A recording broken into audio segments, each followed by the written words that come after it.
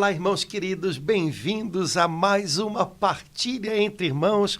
Nós aqui na comunidade Bom Pastor, você aí na sua casa, no lugar onde você está, sei lá onde é que você está, mas juntos compartilhando a palavra de Deus, a fé da igreja, o catecismo da Igreja Católica.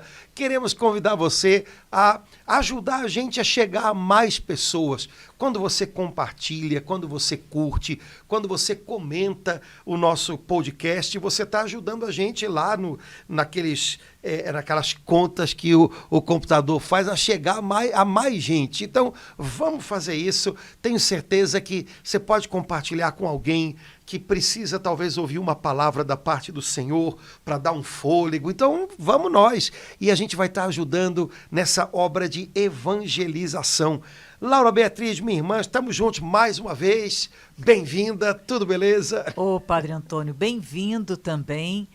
Quando o senhor fala assim, bem-vindo, eu lembro logo daquele bem-vindo Espírito Santo, né? Que é lindo. E como é bom dizer. E bem-vindo mês de junho, mês lindo. Eu sei que tem toda uma repercussão especial no seu coração esse mês de junho, por causa da festa do Sagrado Coração de Jesus, né, Padre Antônio? Eu gosto muito.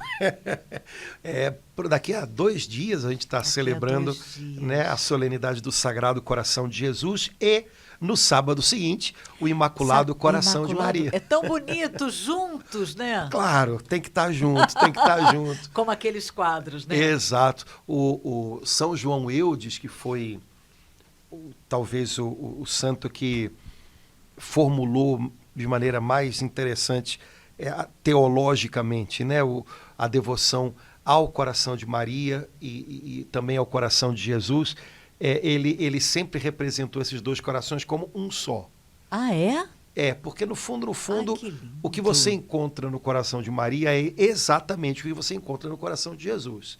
Então, uma entrega absoluta à vontade do Pai, uma rendição total, né, à vontade de Deus, ao propósito de Deus.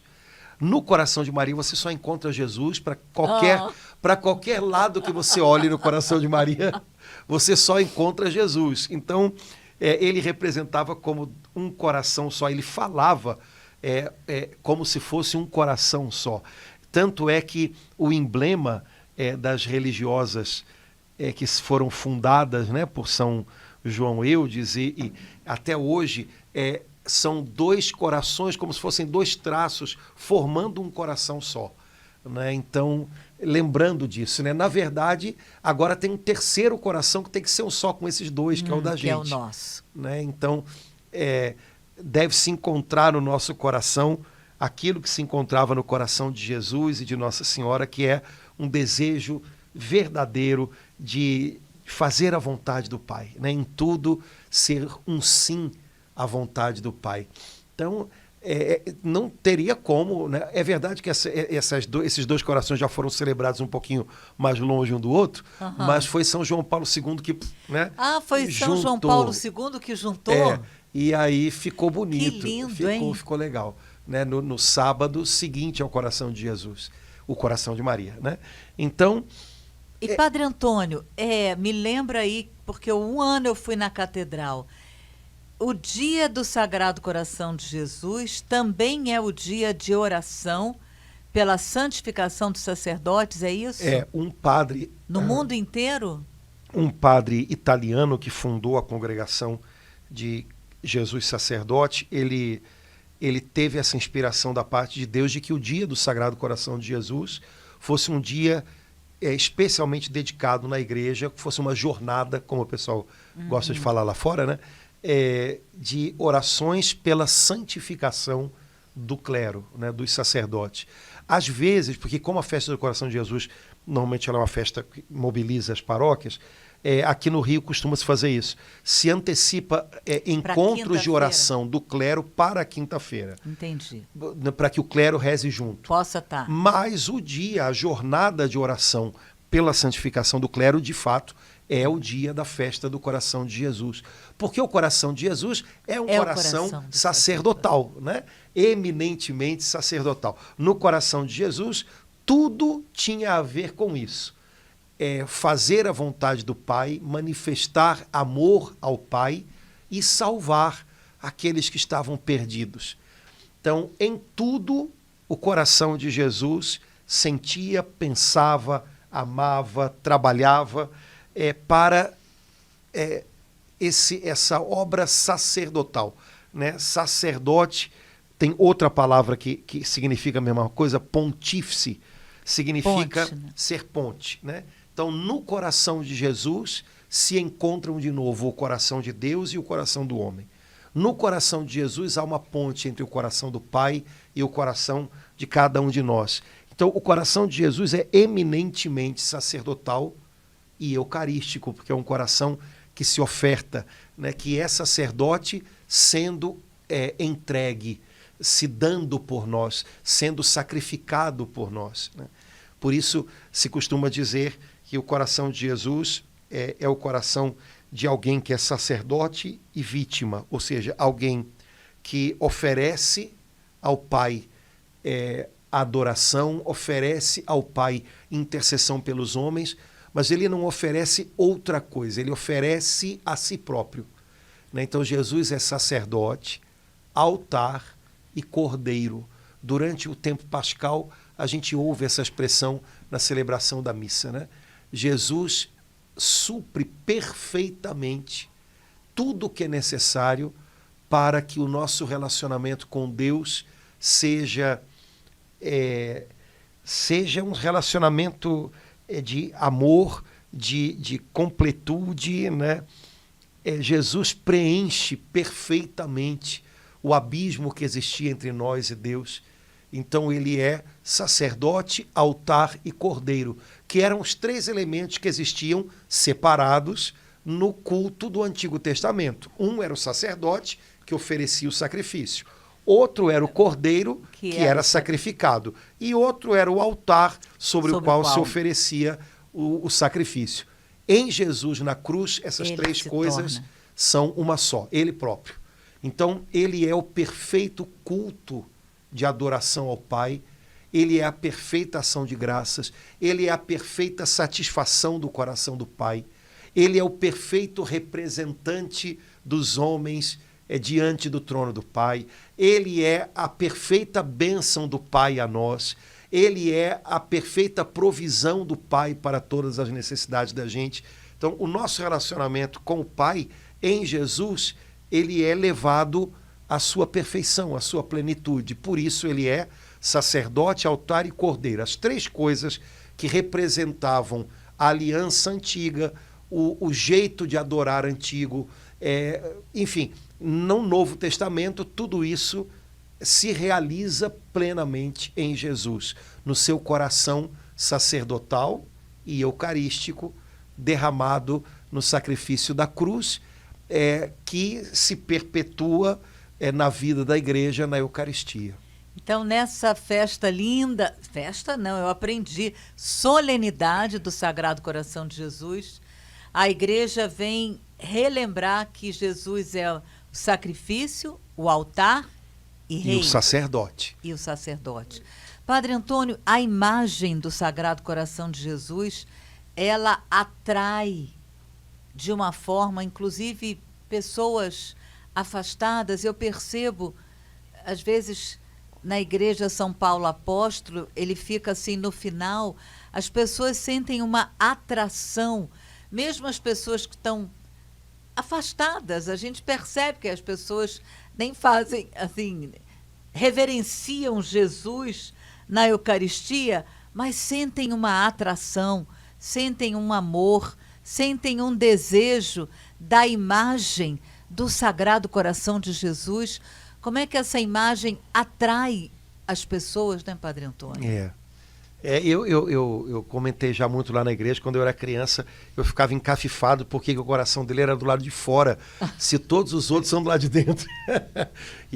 Mas eu amava, tinha uma imagem do coração de Jesus na minha igreja quando eu era criança, e eu amava aquela imagem também. Ela, de fato, eu acho que é por conta disso, é porque é um coração muito à mão.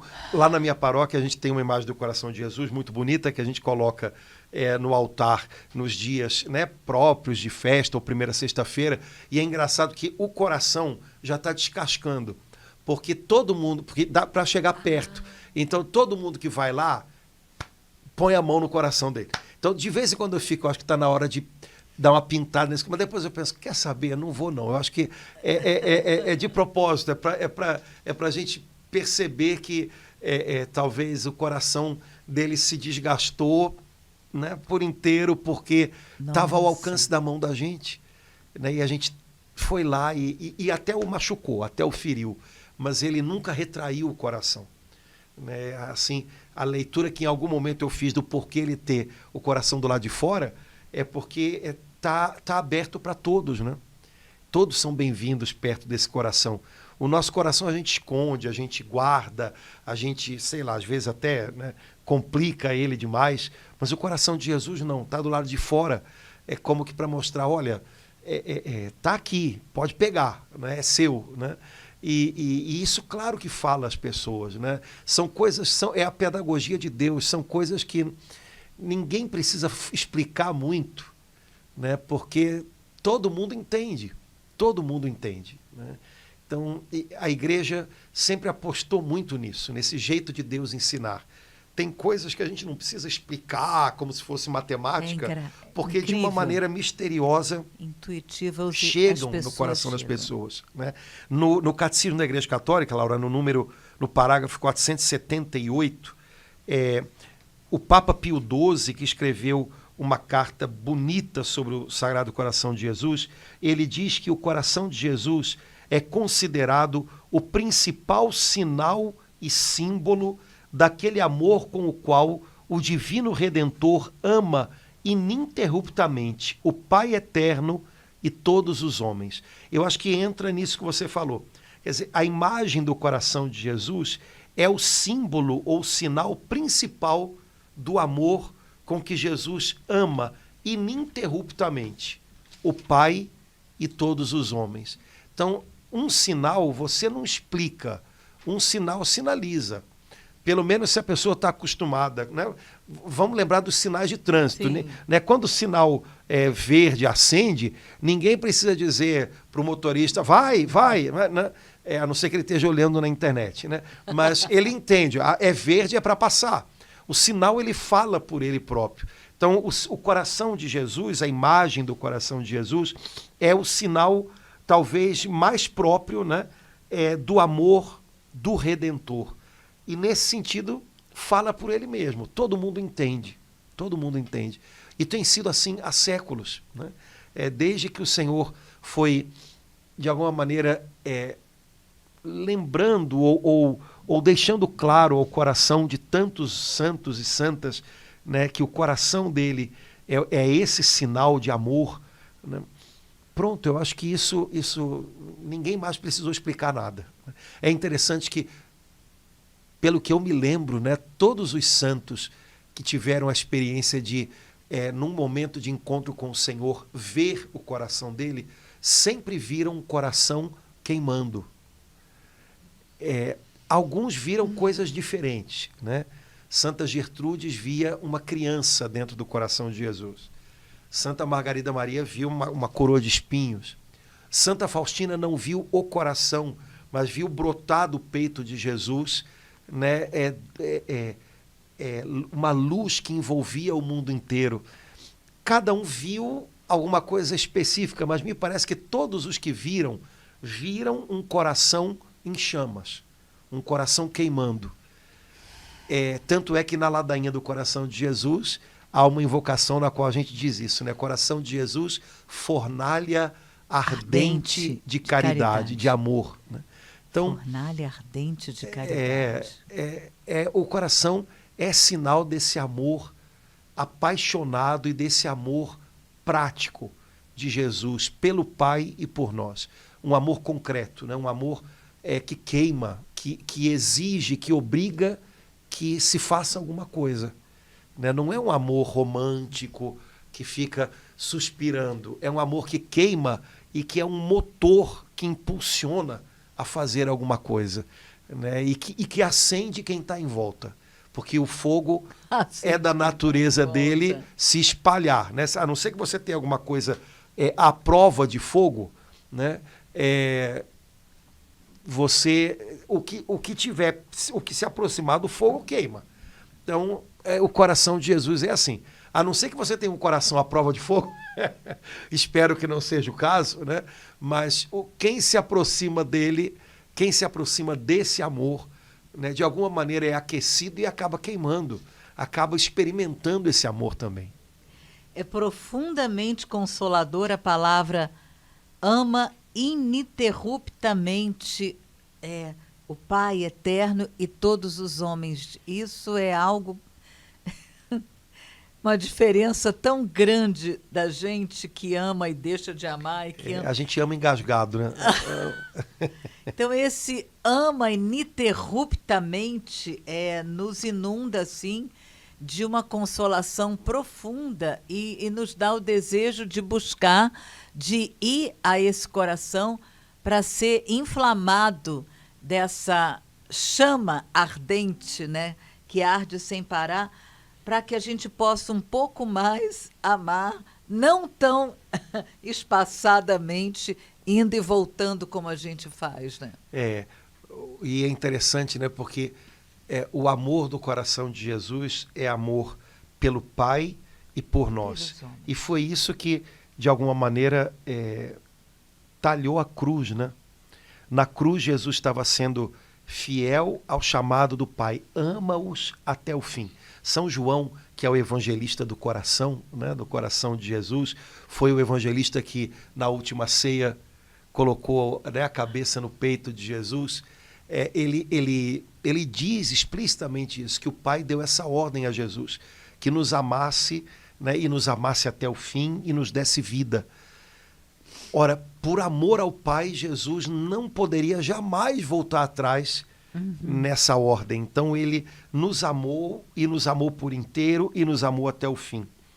Mas o amor de Jesus encontrou-se com pessoas, com uma humanidade pecadora, que não sabia amar, que não sabe amar por si própria. E quando o amor se encontra com o pecado, ele se torna sacrifício, ele se torna perdão, ele se torna entrega, ele é ferido. Santa Faustina tem uma frase na qual ela fala da cruz e fala disso, né? Quando o amor se encontra com o pecado, é isso que acontece. E de fato foi assim, né? O amor de Jesus é ininterrupto, é um amor irreversível ao Pai e, por obediência ao Pai, um amor que nos amou até o fim, que não voltou atrás em nenhum momento, que não guardou nada para si, por isso o coração aparece do lado de fora, né? Não tem nada escondido no coração de Jesus. Agora, o amor do coração de Jesus, esse amor total, ele se encontrou com um mundo de pecado.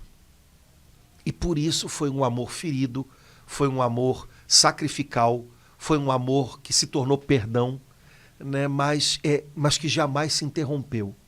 Jesus jamais parou de nos amar.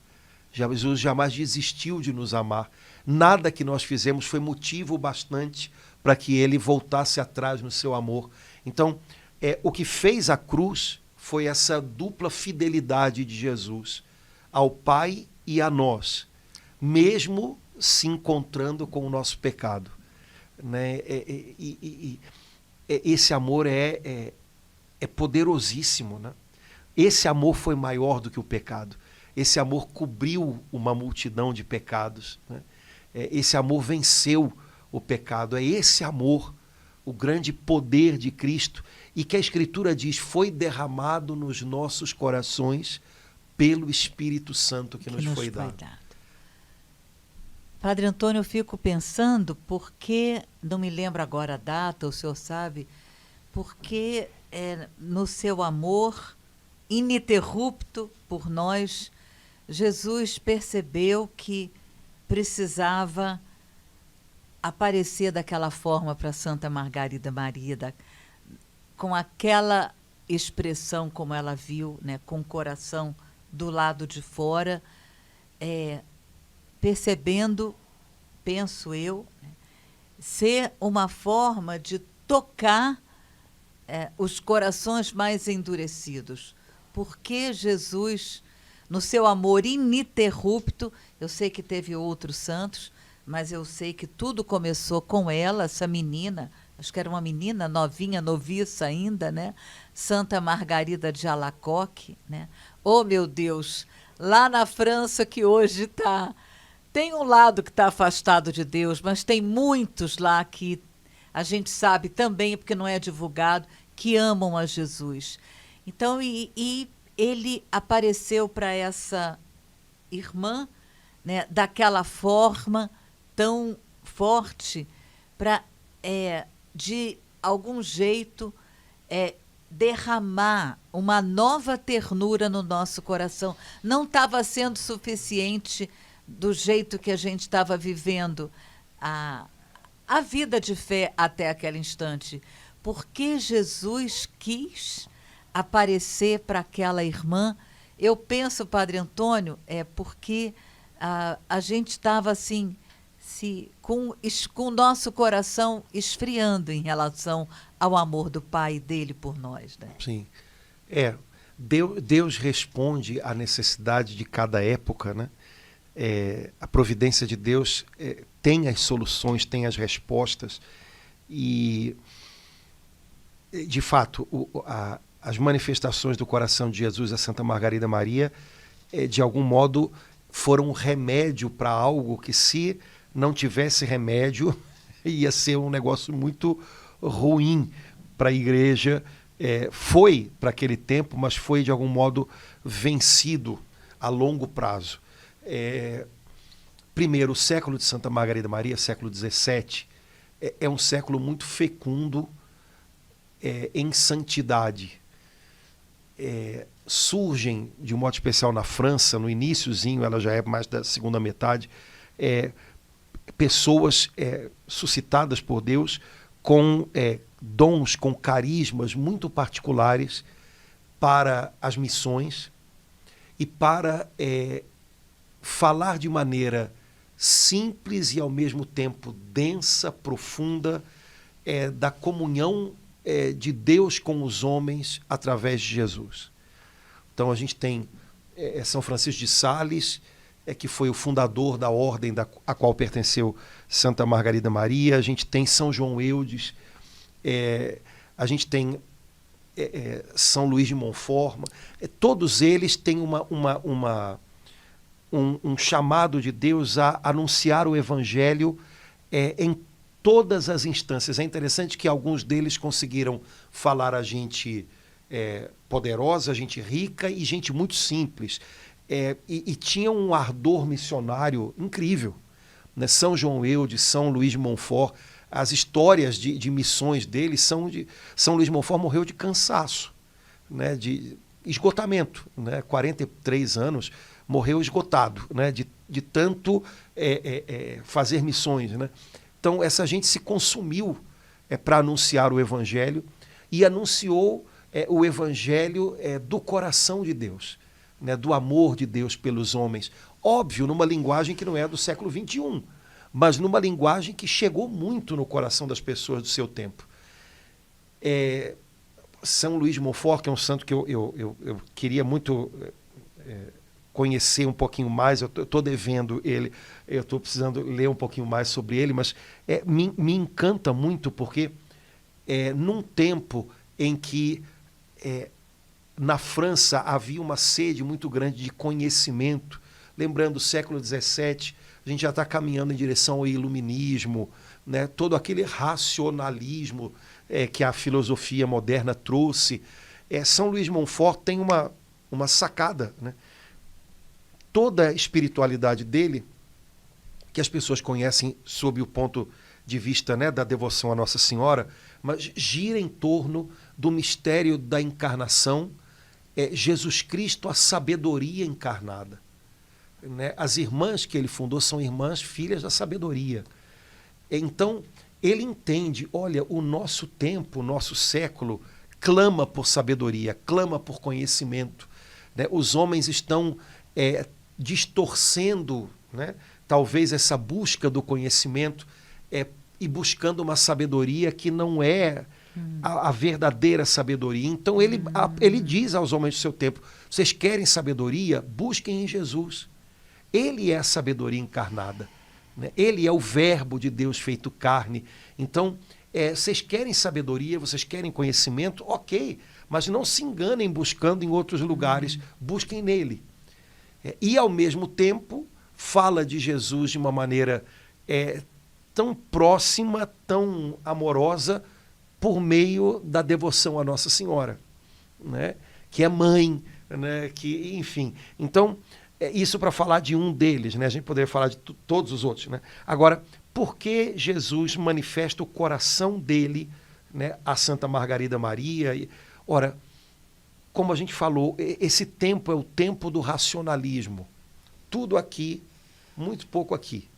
Havia na igreja uma heresia correndo que ela falava muito, de modo especial, às pessoas mais capazes, às pessoas mais bem formadas, que era uma heresia chamada jansenismo, porque tinha sido divulgada, ou proposta e depois divulgada, por um bispo chamado Jansênio, na região dos Países Baixos. E essa heresia ela era uma forma de racionalismo, vamos dizer assim, travestida de uma grande exigência de seriedade, de uma grande exigência de retidão, mas era uma forma de racionalismo e de elitismo muito grande. Nos meios jansenistas, as pessoas quase não comungavam, porque se imaginava que a comunhão era um prêmio para as pessoas de fato muito santas, né? E tal, trazendo um monte de problemas com isso. Não dá para a gente esmiuçar muito isso, sim, mas o jansenismo corria o risco de tornar o catolicismo um pouco o que alguns ambientes do protestantismo da época se tornaram, né? Uma religião que reduz tudo, né, àquilo que a razão é capaz de abarcar, né? Isso na Alemanha protestante, por exemplo, causou devastação da fé em vários ambientes. Então, o jansenismo caía muito nessa direção. E, de repente, Jesus se apresenta a Santa Margarida Maria mostrando não o cérebro, mas o coração.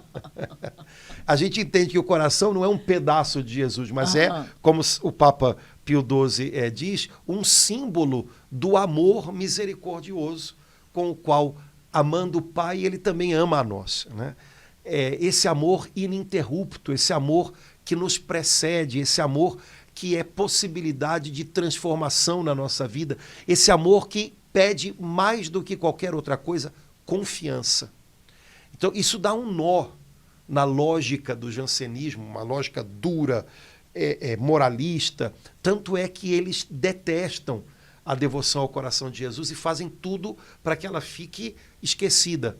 E a devoção ao coração de Jesus começa num convento de clausura. A primeira festa do coração de Jesus aconteceu no noviciado do convento. Então, e de repente, por conta de um sacerdote jesuíta que o Senhor enviou a Santa Margarida Maria, que foi confessor dela por pouquíssimo tempo, São Cláudio, de repente essa devoção ao coração de Jesus vira um rastro de pólvora. Então esse confessor, né, dela acabou se tornando santo. Se tornou santo e foi um instrumento também para que essa devoção, de alguma maneira, saísse do contexto só ali do convento das irmãs e se espalhasse.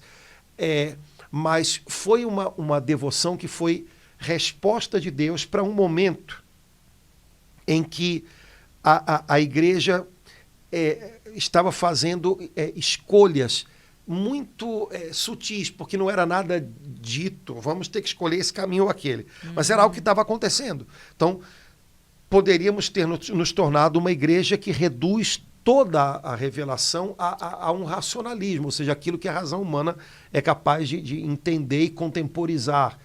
Ou então poderíamos ter transformado o cristianismo num moralismo, né? Que tudo está centrado muito mais no que a gente é capaz do que na misericórdia de Deus que nos precede em tudo.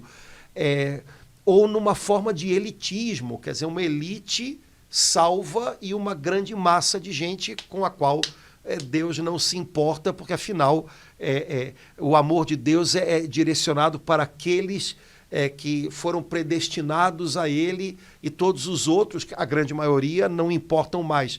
E Jesus vem mostrar o coração dele, reclamando que nós o amemos. Tanto, esse é o coração, ele diz a Santa Margarida Maria, esse é o coração que tanto amou os homens e que recebe tanta ingratidão. Me amem também. Então é um chamado ao amor, não é um chamado à intelecção, não é um chamado a uma moralidade, é um chamado a um relacionamento que envolve uma mudança de vida, portanto, uma vida correta, que envolve amar a Deus, como diz já a Sagrada Escritura, também com toda a mente. Então Deus não nos quer amando a Ele só com o coração, Deus nos quer amando a Ele com tudo, também com a nossa mente. Mas o nosso relacionamento com Deus é um relacionamento. Não é a apreensão de uma ideia, não é o fazer algumas coisas, é um relacionamento. E isso estava se perdendo muito. Então, a devoção ao coração de Jesus, como ensinada a Santa Margarida Maria, ela chega nessa hora. E aí ela vira do avesso. Esse caminho que estava fazendo muito mal aos cristãos católicos, né? E que perdurou um tempão, essa mentalidade ainda foi.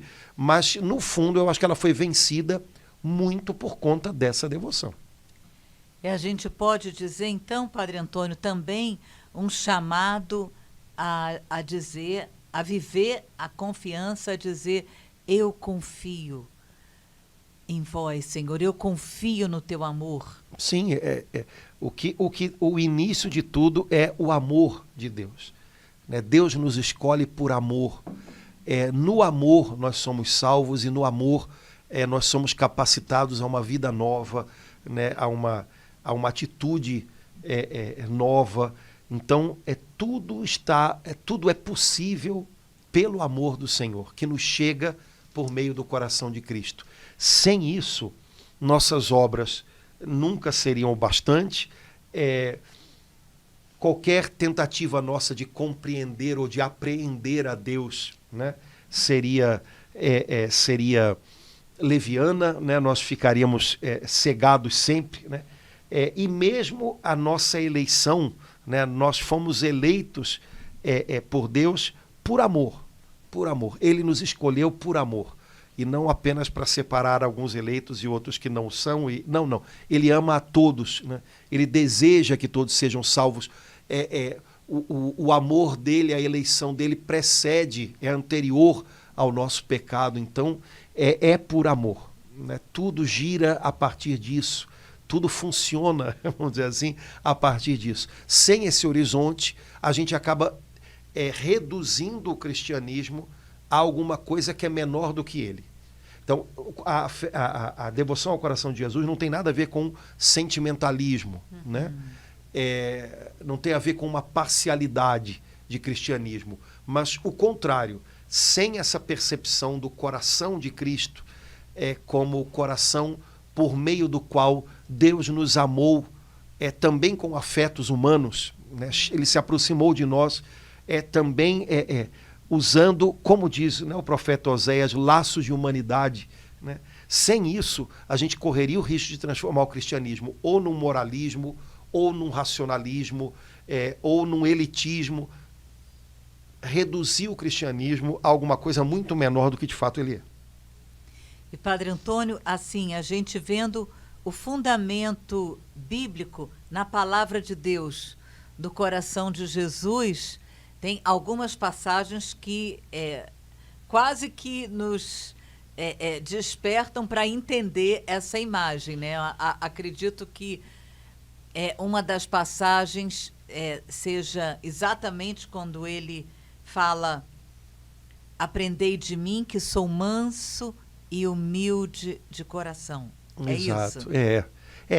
Já no Antigo Testamento a gente tem passagens que falam do coração de Deus. Não são muitas, mas no Antigo Testamento as leituras que normalmente se pega para a solenidade do Sagrado Coração de Jesus são leituras que falam do quanto o Senhor nos amou e nos ama por meio de uma linguagem que toca o... como pode, né? Deus nos amar desse jeito? Então, Oséias, Ezequiel, né? Cântico dos Cânticos, que é um livro tão pouco... Você sabe que é o livro mais comentado pelos santos, pelos autores espirituais? O livro mais comentado da Bíblia é o Cântico dos Cânticos. Ao mesmo tempo que é um dos menos... No dia a dia da gente, é um dos menos que a gente olha menos, né? Mas o livro bíblico que os santos mais comentaram, que os autores espirituais mais comentaram, foi o Cântico dos Cânticos. Engraçado, né? Que fala numa linguagem de um amor muito humano, desse amor de Deus que é sublime, que é perfeito, né? Mas que tem que chegar a nós de um jeito que a gente entenda, né? De um jeito condescendente. Então o Senhor manifesta o amor dele de uma maneira afetuosa, generosa, e por aí vai, para que a gente possa entender que é amado, né? Então, já no Antigo Testamento, você tem textos que, na solenidade do Sagrado Coração de Jesus, são usados para nos lembrar disso, né? Os textos do Novo Testamento, você tem textos do apóstolo Paulo que falam das insondáveis riquezas de Cristo, né? Do amor de Cristo, que nós devemos conhecer a largura, a altura, o comprimento, a profundidade, né? Agora, nos evangelhos, você tem textos que falam do coração de Jesus de uma maneira mais imediata. Esse que você lembrou talvez seja o mais famoso, né? Jesus diz: vinde a mim todos vós que estáis cansados e sobrecarregados, debaixo do peso de tantos fardos. É a própria imagem, eu associo assim, diretamente a gente poder ouvir Jesus dizendo isso. Eu acho que cada pessoa, mesmo que esteja afastada de tudo, ouvir essa: vinde a mim, todos vós que estáis cansados, sobrecarregados, é tudo que a maioria dos homens e mulheres estão sentindo no momento. Sobrecarga. Até porque a vida da gente hoje está de um jeito que eu acho que a gente não foi nem muito feito para isso, né? Então, é uma sobrecarga real, de muitos tipos, né? E uma sobrecarga que às vezes acaba levando a gente no desejo, na necessidade de aliviar esses fardos, acaba levando a gente a procurar descanso tão longe dele, tão longe do Senhor. Quando ele diz: eu tenho descanso para as vossas almas. Jesus sabe que o cansaço mais cansativo não é o cansaço do corpo, é o cansaço da alma. Quando a alma está cansada de ter que lutar, cansada de viver às vezes, e ele diz: eu tenho descanso. A gente às vezes procura esse descanso tão longe, né? E em coisas que de fato não nos descansam. Talvez elas nos... Enganosamente. Talvez elas nos distraiam, mas não nos descansam. E Jesus diz: venham a mim, venham a mim. Né? Ele não está pedindo que venham a mim vocês todos que estão 100% legais. Venha a mim você que está tranquilão. Venha a mim você que está cansado e sobrecarregado. Então ele sabe o que vai chegar. E ele diz: vem, é você que eu quero. Vem, eu tenho descanso para a sua alma. Olha, eu vou até te dizer mais, Laura, para muita gente, inclusive a gente dentro da igreja, aceitar o convite de Jesus para descansar a alma é um negócio muito complicado. Porque a gente não foi muito formado para entender que ele tem descanso para nós. A gente sempre acha que ele vai sobrecarregar a gente um pouco mais. Não posso parar. Que ensino errado. Pois né? não posso parar, tenho que fazer, eu tenho que dar conta. Deus quer mais alguma coisa. Quando, na verdade, a gente embola com o nosso relacionamento com Deus muito da nossa ansiedade. Sim. Né? Ontem caiu, eu queria tanto descobrir quem é aquela irmã. Ontem eu estava vendo alguma coisa no Instagram, caiu uma freirinha de clausura agostiniana recoleta, não aqui no Brasil, não sei se aqui elas têm algum mosteiro, mas ela falava em espanhol, então ela dizia assim, ela estava conversando com um frei agostiniano, e uma já senhora, devia ter uns quase 80 anos, e ela dizendo assim, mas uma mulher muito, sabe, leve. Ela dizia assim: padre, o eixo da minha vida é esse. Eu vivo para a glória de Deus, para o aumento, para a expansão da nossa ordem, que é o motivo específico das orações delas, e para o bem dos homens, para a salvação das almas. Um dia eu entendi, eu vivo para isso. E quando eu entendi isso, pronto. Há dias em que as coisas são muito difíceis, são muito complicadas, mas eu sei o porquê. Então eu volto para isso e eu enfrento tudo de um jeito diferente. Essa moça, essa irmã, essa senhora, me deu a impressão de que ela entendeu o que significa eu tenho descanso para as vossas almas. Porque ela está dando a vida, ela está enfrentando dificuldades como todo mundo enfrenta, mas ela não está transformando isso numa ansiedade frenética de quem não pode parar, de quem tem sempre que estar fazendo alguma coisa, de quem não... Não, eu entendi o que Deus quer de mim, o meu coração está em paz com isso. Eu estou fazendo isso, mas o meu coração está em paz com isso. E quando as coisas não saem muito boas e quando as coisas não saem muito legais, eu entendo que Deus tem maneiras de fazer as coisas que não são as minhas. Ela falou assim. Nossa! Né? Então, Deus pode transformar até aquilo que para a gente é um insucesso, ou usando uma palavra, um fracasso, num instrumento para aquilo que Ele quer fazer, contanto que a gente entenda que Ele tem caminhos que não são os nossos e que a gente esteja sempre dando o nosso sim para Ele. Mas não me pareceu nem de longe uma pessoa sobrecarregada. Não me pareceu nem de longe uma pessoa ansiosa. Mas, no geral, mesmo a gente que está na igreja, a gente tem uma coisa de que o tempo inteiro, sabe, não pode parar, não pode parar. Aquela história americana, né? O show não pode parar, o show tem que continuar, né? Menos. Jesus chama aqueles que estão sobrecarregados e Ele tem descanso para a nossa alma. Ou seja, Ele tem remédio para essa ansiedade teimosa que a gente experimenta. Né? E então depois Ele diz, aprendei de mim, que sou manso e humilde de coração. Eu adoro essa expressão, aprendei de mim. Porque Jesus não disse aprendei sobre mim. Ele disse aprendei de mim. Eu posso aprender sobre Jesus estando longe de Jesus. Agora, para aprender de Jesus, eu tenho que estar com Jesus. Aprender comigo. Então, sabe, há muitas pessoas que aprenderam muito sobre Jesus, né? E aprenderam coisas interessantes, mas que não consideram que devam aprender algo com Jesus ou de Jesus. Até porque, para algumas pessoas, ele já foi e acabou. Né? Ele está morto. Mas para um cristão, não. Jesus está vivo, é real, e a gente tem muita coisa para aprender dele. E não é só sobre ele, há coisas que a gente só aprende se a gente aprender dele. Então a gente deve estar com ele para isso. É outra coisa. E aí o que ele nos ensina? Ele nos ensina o coração dele. Mansidão e humildade. Coisas que a gente precisa aprender tanto, né? Porque eu não sei você, mas não são meu forte. Então, mansidão e humildade. É isso que a gente aprende na escola do coração de Jesus. E tudo começa, para chegar aí, aprender de mim, me comove muito saber que a cada dia, a cada instante, Jesus faz esse convite, vinde a mim. Poder pensar que Ele está falando isso agora para cada um de nós, para o Papa, para aquela pessoa que está trabalhando ali na cozinha agora, vinde a mim.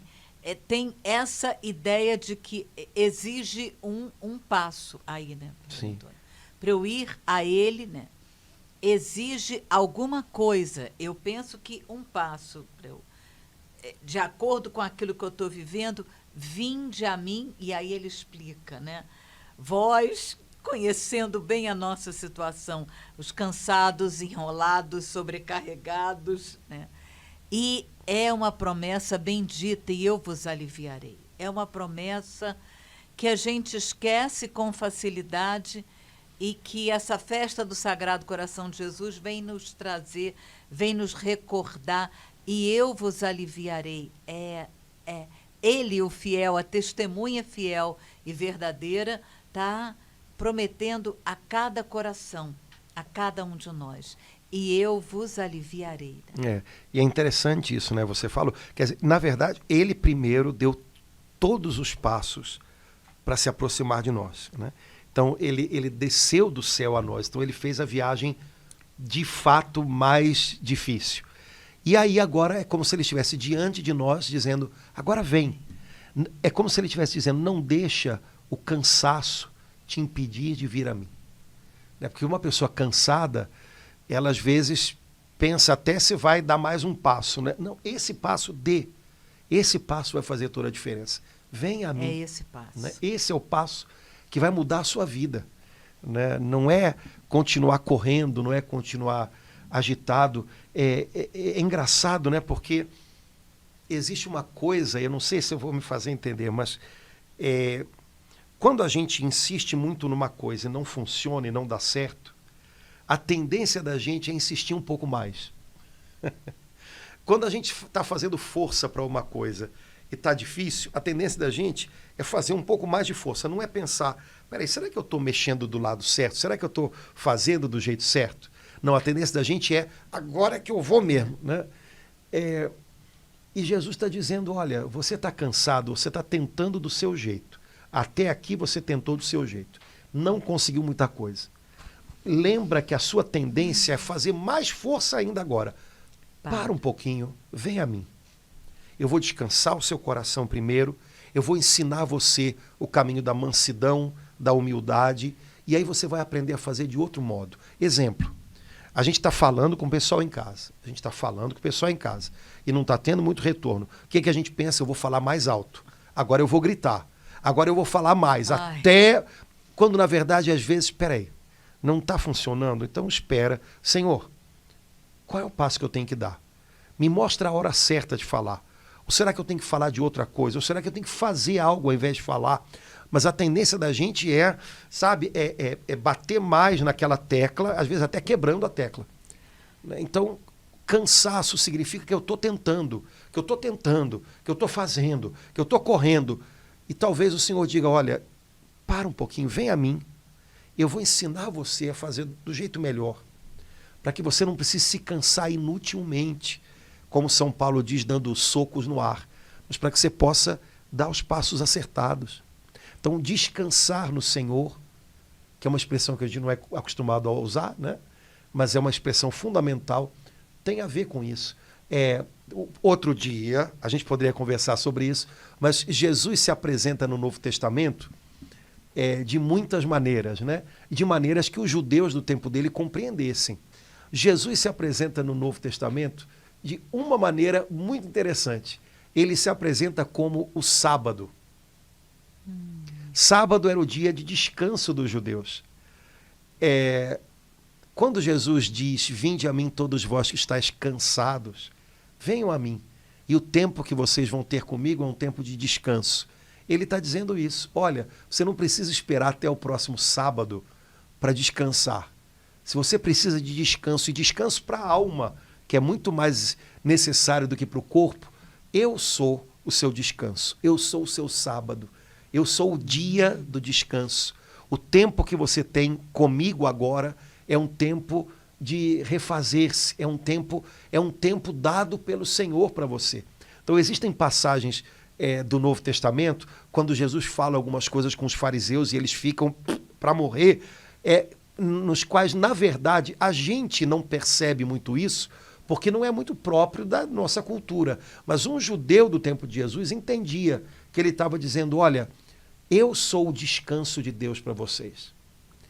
Uma das vezes que eu fui à Terra Santa, a gente chegou na tardezinha da sexta-feira. E aí o nosso guia, que era judeu, falou, vocês querem ir ao Muro das Lamentações para ver o pessoal recebendo o sábado? Claro, chegamos, já fomos direto. Menina, quando a gente chegou naquele pátio do Muro das Lamentações, tinha muitos judeus e eles dançavam, e eles pulavam, e eles cantavam, recebendo o sábado, porque no calendário judaico o dia começa no pôr do sol anterior. Então o sábado começa quando o sol da sexta-feira cai.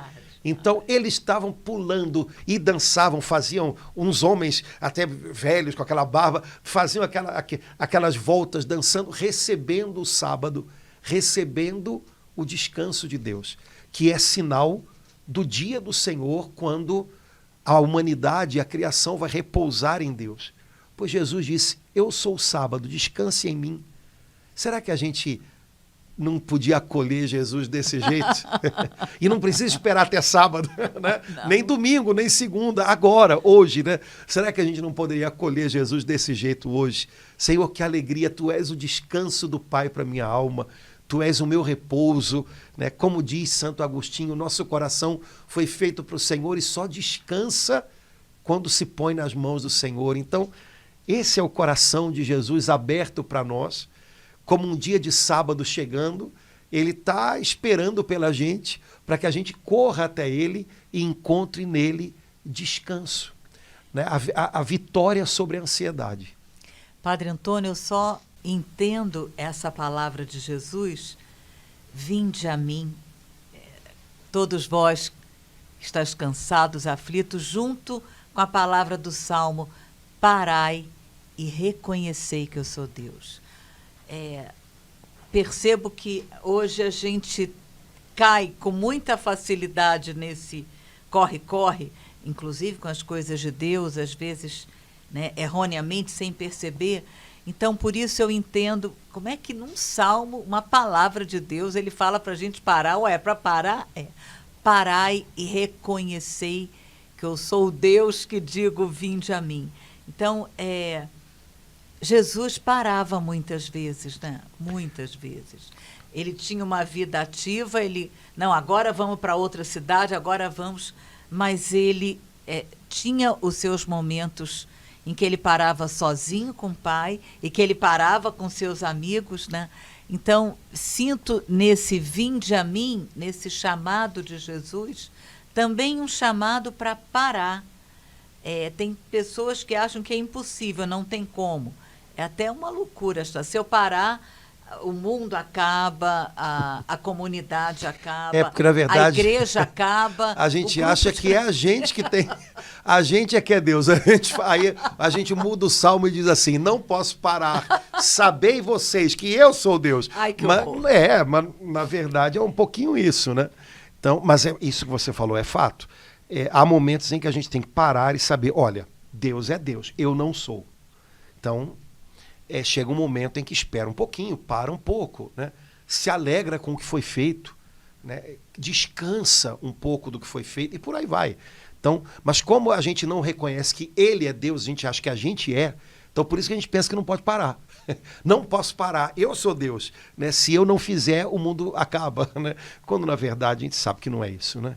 Então, às vezes, parar um pouquinho talvez possa ser um sinal de humildade, né? Eu não dou conta sozinho, eu não tenho solução para tudo, eu preciso estar com o Senhor para depois poder voltar para junto dos meus e ser instrumento de Deus para eles. Se eu não recebo nada de Deus, o que eu vou ter para dar para os outros? Eu vou dar a mim mesmo? O que eu tenho? Né? Não funciona, não é o bastante. E se eu não aprender dele, se eu não aprender com ele, eu não vou encontrar o descanso, né? Aprendei de mim e encontrareis. Aprendei de mim que sou manso e humilde. Essas duas características que ele podia falar que sou bondoso, mas Jesus fala que sou manso e humilde. Essas duas virtudes, essas duas características do coração de Jesus, a gente só consegue experimentar parando e descansando nele, né, Padre Antônio? Humildade, às vezes, e a gente sabe que é de fato assim, às vezes as paradas que a vida obriga a gente a dar é que nos tornam humildes, né? Sabe quando a gente fica doente e depende de uma pessoa, ou quando a gente percebe que não vai durar para sempre, aí a gente cai na real, né? E pronto, e que beleza, né? Pois é, né? Quando a gente tinha certeza que aquele trabalho ia ser um sucesso garantido, e foi um fracasso total. Né? E a gente às vezes fica atarantado, né? Mas olha, como aquela irmã, né, que eu falei, que eu vi no videozinho, pena que eu não guardei, você fez, fazendo aquilo que o Senhor esperava de você, você fez aquele trabalho para a glória de Deus, para o bem das almas, dando seu sim a Deus. Pois então, se é sucesso ou fracasso, já não cabe mais a você. A Madre Teresa de Calcutá tem uma frase muito bacana sobre isso, né? Deus não me chamou para ter sucesso, Deus me chamou para ser fiel. Então, ser fiel é dizer sim para Deus. O sucesso aparente ou fracasso, isso não é mais com a gente. Se a gente fez, né, e foi para o Senhor, e foi para o bem das almas, basta. Né, basta. Isso aí, como isso vai frutificar na eternidade, a gente não faz ideia. Agora, o critério humano, às vezes, engana bastante e deixa a gente ansioso. É sempre o critério humano que deixa a gente ansioso. O critério de Deus, não. Padre Antônio, essa fidelidade, a gente só vive na oração cotidiana, não tem outro meio, né? É porque é na oração que a gente alinha com Deus, né, cara? Senão o barulho engole a gente e arrasta a gente. A gente vai fazer igual ou pior do que o mundo espera, né? Então, voltando sempre para o Senhor, voltando sempre para o coração do Senhor, né? Fica aí uma sugestão, né, para os irmãos nesses diazinhos agora, hoje, amanhã, depois que já é a festa do coração de Jesus, de a gente pegar a ladainha do coração de Jesus, dar uma olhadinha em algumas daquelas invocações e trazer para a vida da gente. O que é essa invocação? Essa foi fornalha ardente do coração de Jesus. Pois é, o que isso significa para a gente? O que isso me ensina? Ou o que eu descubro sobre Jesus olhando para essa invocação? Pode ser uma maneira da gente se preparar bem para a festa e vai trazer fruto, tenho certeza disso. Padre Antônio, nessa passagem ele termina dizendo: porque o meu jugo é suave, meu peso é leve. Primeiro ele fala dos cansados e depois ele fala... muita gente tem dificuldade em entender esse... Isso está em Mateus 11, né? 28, 29 e 30. Quando ele fala: vinde a mim, tomai o meu jugo sobre vós, aprendei de mim. No final ele fala isso: o meu jugo é suave e o meu peso é leve. É isso aí mesmo. Olha, a gente sabe que jugo é um negócio que se usava, né? Tipo, a gente poderia chamar de uma parelha, né? Colocado sobre, né, o lombo dos animais para eles ararem juntos, né? Quando Jesus fala do jugo dele, ele está dizendo: olha, eu vou estar do seu lado. Isso faz o jugo ficar leve, porque é dividido com ele. Quando a gente se sobrecarrega, normalmente é porque a gente está trazendo tudo para a gente. A gente quer carregar, como a gente às vezes fala: estou levando o mundo nas costas. Ou então como a gente fala: essa casa aqui, se não for eu, ela desaba, porque eu carrego essa casa nas costas. Olha lá o que tu está arranjando, né? E é óbvio que isso sobrecarrega a gente. Mas quando a gente se deixa colocar debaixo do mesmo jugo dele, então, primeiro, a iniciativa é dele, o jugo é dele. Ele divide o peso com a gente, né? E isso não permite que o jugo nos esmague. A sobrecarga nos esmaga. Quando a gente traz tudo para a gente, quando a gente acha que vai ter que fazer tudo e esquece que tem um Senhor, quando a gente assume coisas que inclusive nem Deus pede da gente, porque sobrecarga também significa isso, né? Nem Deus te pediu para assumir uma determinada coisa, você resolve ir lá e pegar.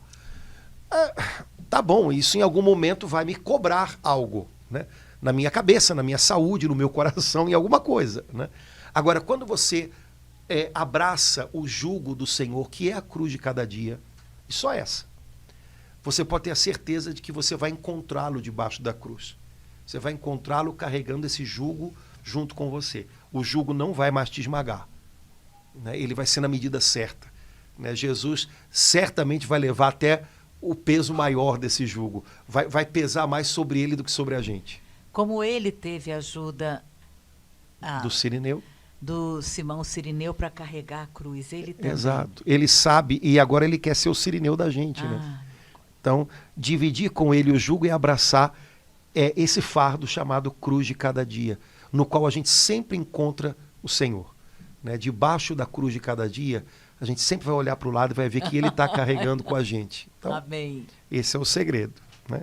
Laura, vamos ficando por aqui, senão os irmãos vão embora e a gente fica papeando junto aqui, eles vão fazer outras coisas. Mas fica aí o chamado para a gente preparar bem a festa, a solenidade do Sagrado Coração de Jesus, e fazer desse dia um dia especial. Faça do dia o dia especial. Se você tem um quadro, uma imagem do coração de Jesus, não precisa comprar umas flores caras. Quem sabe, em algum lugar, pega umas flores, coloca ali. Se você pode dar uma olhadinha na ladainha, faça. Escolha um título para você repetir ao longo do dia. Ou então, quem sabe, aquela ladainha que a gente conhece, aquela jaculatória que a gente conhece bem, voltar a usá-la, né? Jesus, manso e humilde de coração, fazei o meu coração semelhante ao vosso. Quem sabe já é uma maneira bonita da gente preparar e viver a festa, né? Então, vamos lá. Gente, Deus abençoe, uma alegria, estamos juntos. Laura, uma alegria estar junto com você. Vamos nós, no coração de Jesus, estamos unidos sempre. No coração de Jesus, amém. Até logo, gente. Tchau, tchau. Tchau, irmão.